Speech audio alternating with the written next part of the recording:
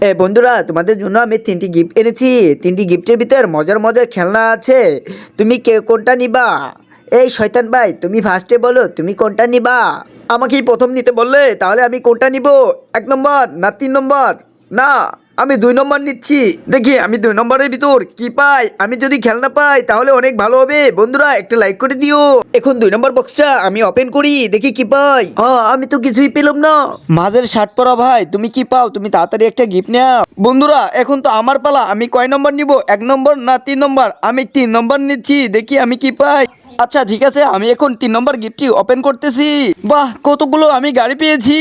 হুজুর ভাই এখন তো তোমার পালা, দেখো তুমি কি পাও। এখন আমার পালা, ঠিক আছে আমি এখন 1 নম্বরটা তো আমারই, এখন আমি 1 নম্বরটা খুলতেছি।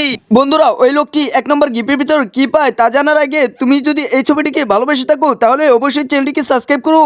আর এই ছবি তুমি কোথা থেকে দেখছো তা কমেন্ট করে বলো।